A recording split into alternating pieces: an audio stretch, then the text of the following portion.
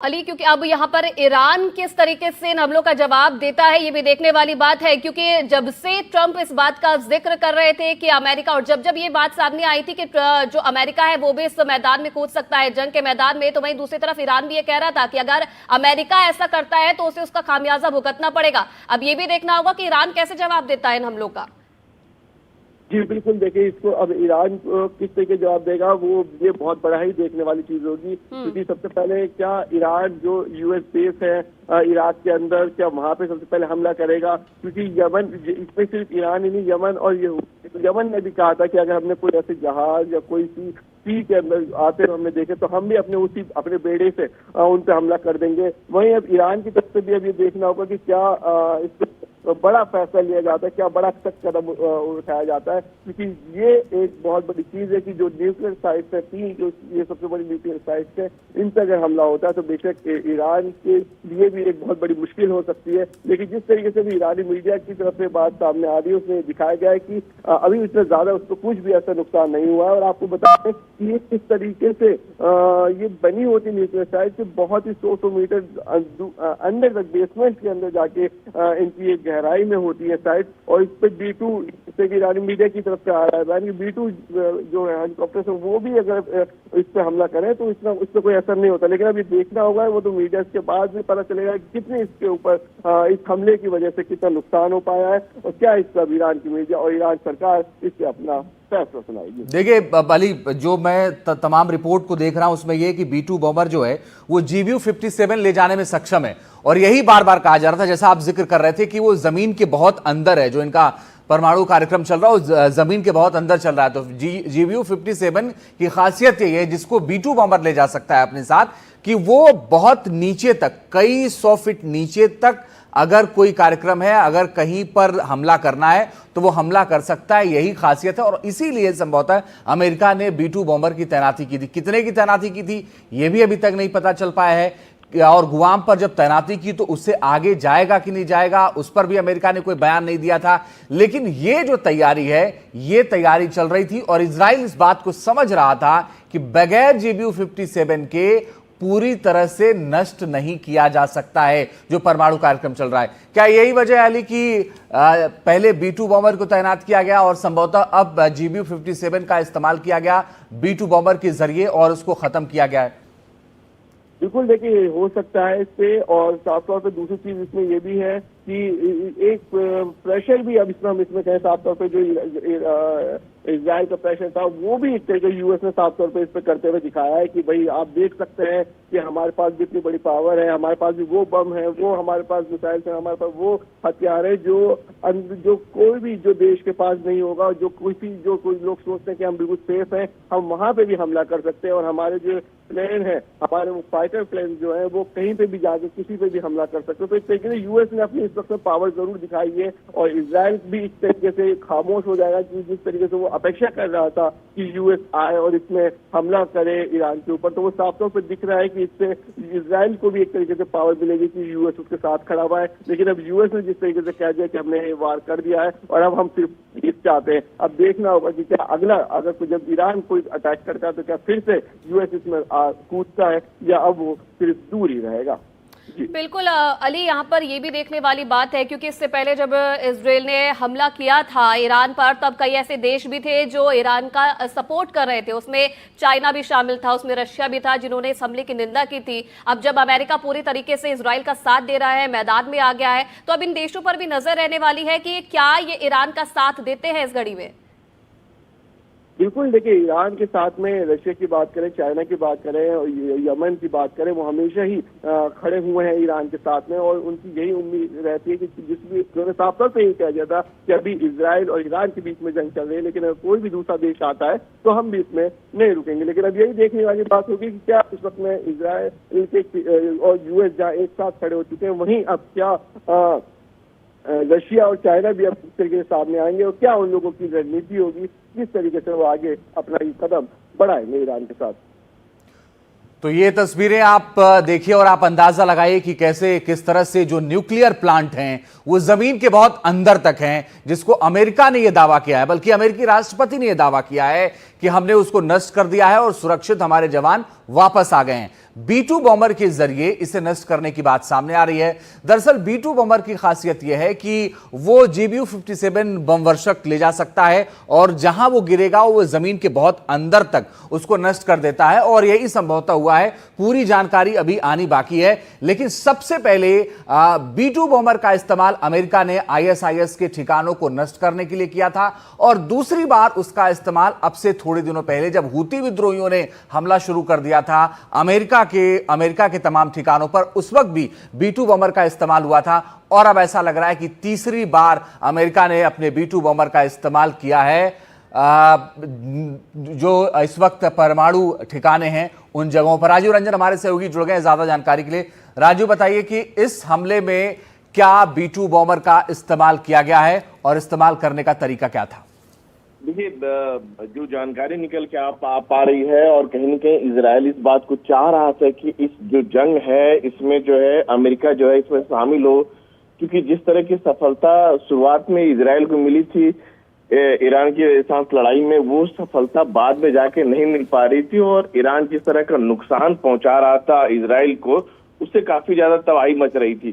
तो कहीं न कहीं ये चाह रहा था, और खासतौर से जो कुछ जगहों पर जो ईरान के परमाणु षड्यंत्र हैं वो जमीन के इतने नीचे हैं कि वहां पर अगर फायर करना हो, जिस तरह के क्लस्टर बन के डिमांड हो रही थी, वो कम से कम इजराइल के पास नहीं था। तो ऐसे हालात में अब जो है एक पूरा एक कह सकते हैं कि जंग का जो दायरा जो है बिल्कुल बदल जाएगा, और अब इजराइल का पलड़ा जो है बहुत ज्यादा भारी होगा। लेकिन अब देखना यह भी होगा कि जो बाकी जो दूसरे कंट्री हैं, चाहे रूस की बात करें, चाहे चीन की बात करें, जो कहीं न कहीं ईरान के साथ खड़े हैं, उनका क्या रुख होता है इस लड़ाई में देखने वाली बात होगी। ये बड़ा एक कह सकते हैं कि टर्निंग पॉइंट होगा। और हालांकि अमेरिका पहले ही साफ कर चुका था कि वो इजराइल के साथ है, लेकिन जंग में सीधे शामिल होना एक बड़ी बात होगी, और कहीं न कहीं इजराइल के लिए बहुत बड़ा बढ़त होगा, और ईरान के लिए बहुत बड़ा एक कह सकते हैं कि जो लड़ाई लड़ रहा था इजराइल के साथ में, अब उसकी कमर और जल्दी टूट जाएगी। जी बिल्कुल राजीव, क्योंकि यहाँ भी ये भी देखना होगा, क्योंकि अब ये फैसला एकदम से कैसे लिया गया ट्रंप की तरफ से, क्योंकि वो ये बार बार कह रहे थे कि ईरान जो है आग्रह कर रहा है कि वो उनसे बात करना चाहता है, व्हाइट हाउस में आकर बात करना चाहता है, और ये भी कहा जा रहा था अमेरिकी प्रवक्ता की तरफ से कि 2 हफ्ते में जो डिसीजन है वो ट्रंप की तरफ से लिया जाएगा। तो एकदम से हमला करना इस वक्त इस बीच में ये क्या दर्शाता है? देखिए, कहीं न कहीं इस बात को दर्शा रहा है कि अमेरिका शुरू से उसका पक्ष ये रहता है कि इजराइल की हिफाजत करे, इजराइल के पक्ष में खड़े हो। और जिस तरह से लगातार इजराइल का नुकसान हो रहा था, जिस तरह से तबाही का मंजर जो है तेल अवीव से लेके हाइफा तक नजर आ रहा था, और जो ईरान के जो चाहे ड्रोन की बात करें चाहे मिसाइल की बात करें, जो तबाही इजराइल में मचा रहा था, तो उसे देखते हुए लगा कि इजराइल के लिए जरूरी हुआ कि अमेरिका अगर शामिल होता है तो उसका पक्ष मजबूत हो जाएगा। और खासतौर से जिस उद्देश्य के साथ वो लड़ाई लड़ रहा था, उसे लगा कि अगर B-2 बॉम्बर जैसे इस्तेमाल नहीं होता है, जो खास तरह के बम इस्तेमाल होते हैं कि जो काफी जमीन के अंदर तक जाके मार कर सकते हैं, तो उस पॉइंट ऑफ व्यू के लिए अगर देखिए तो एक बहुत फायदेमंद वाली बात है कि अब इसे ये लग रहा है कि अब लड़ाई जो है जल्द खत्म हो जाएगी और ईरान की हालत बहुत खराब हो जाएगी और इजराइल का पक्ष बहुत मजबूत हो जाएगा। लेकिन यहाँ देखने वाली बात होगी, जो बाकी जो दूसरे जो देश है, चाहे यूरोपियन कंट्री भी कोशिश कर रहे थे, फ्रांस के राष्ट्रपति ने ईरान के राष्ट्रपति से बात की, तो उनका क्या रुख होता है, ये देखने वाली बात होगी। बिल्कुल। और राजीव, क्या यहाँ पर ये भी समझा जाए, क्योंकि जिस तरीके से ईरान तो मानने का नाम नहीं ले रहा था, क्योंकि ईरान भी जिस तरीके से इजराइल हमला कर रहा था वो भी उसी तरीके से इजराइल के हमलों का जवाब दे रहा था, तो क्या यहाँ पर ये कहा जाए कि इजराइल कहीं ना कहीं थोड़ा बहुत कमजोर पड़ रहा था और इसलिए अमेरिका को इस घड़ी में इजराइल का साथ देने के लिए खुले तौर पर मैदान में उतरना पड़ा? बिल्कुल सही कह रही है। हालांकि देखिए, दो चीजें हैं। ईरान बार बार इस बात का आरोप अमेरिका पर लगा रहा था कि वो बातचीत कर रहा है, और बातचीत के दौरान ही उसी दौरान जो है इजराइल हमला करता है उस पर। तो ये कहीं न कहीं ये कर रहे कि कूटनीतिक तौर पर वो कह रहे थे कि धोखा हुआ है, और कहीं न कहीं उसके पक्ष जो है मजबूती के लिए अमेरिका को कूदना पड़ा। हालांकि ये अभी तक इस बात को साबित नहीं हो पाया, अमेरिका इस बात का पुख्ता सबूत नहीं दे पाया कि क्या ईरान जो है परमाणु हथियार बना लिया है या उसके बहुत करीब है, इस तरह की बातें निकल के आ रही है। क्योंकि मार्च महीने के आसपास जो है, जो वहाँ अमेरिका के जो राष्ट्रीय सुरक्षा सलाहकार है तुलसी गबार्ड ने इस तरह की बातें वहाँ सीनेट में कहा था कि अभी इस बात के पुख्ता सबूत नहीं है कि ईरान जो है परमाणु हथियार बनाने के बहुत करीब पहुंच चुका है। जी और राजीव, इसमें अब देखने वाली बात यह भी है, क्योंकि एक तरफ तो हम देख रहे थे कि इजराइल ने जब हमला किया था तो कई देश ऐसे भी थे जिन्होंने उस वक्त ईरान का समर्थन किया था, हमले की निंदा की थी। उसमें रशिया और चीन दो प्रमुख देश है जिन्होंने इजराइल के हमले को गलत बताया था। अब इन दोनों देशों का क्या रुख रहने वाला है अमेरिका के मैदान में कूदने के बाद, इस पर भी नजर रहेगी। बिल्कुल नजर रहेगी, और खासतौर से जो खाड़ी के देश हैं, सऊदी अरब जैसे देश हैं, जिन्होंने साफ तौर पर आलोचना किया था कि इजराइल ने जो हमला किया है ये ईरान की जो संप्रभुता है उसके खिलाफ है।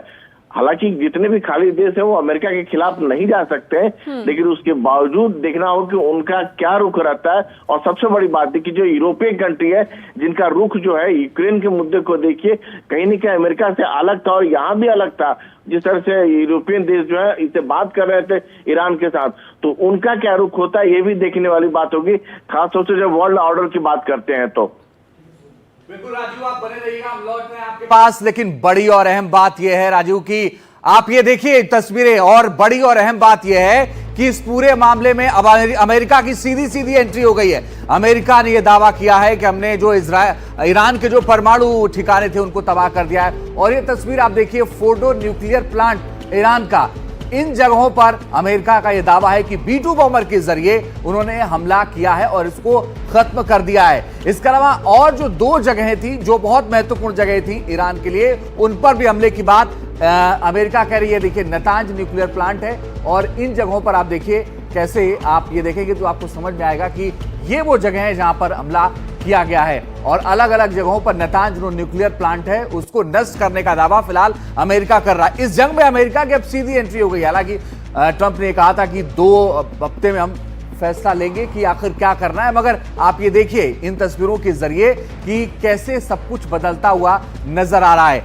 अब अमेरिका ने यह कहा है कि हमने जो ईरान का न्यूक्लियर प्लांट है उसको ध्वस्त कर दिया है, उसको खत्म कर दिया है, अब सब शांति के साथ रह सकते हैं। मगर क्या ये पूरी तरह से नष्ट हो गया है? ईरान जो कि ये कह रहा है कि अब जंग की शुरुआत हुई है। आप देखिए ये जो दूसरी तस्वीर है ये इस्फहान न्यूक्लियर प्लांट है।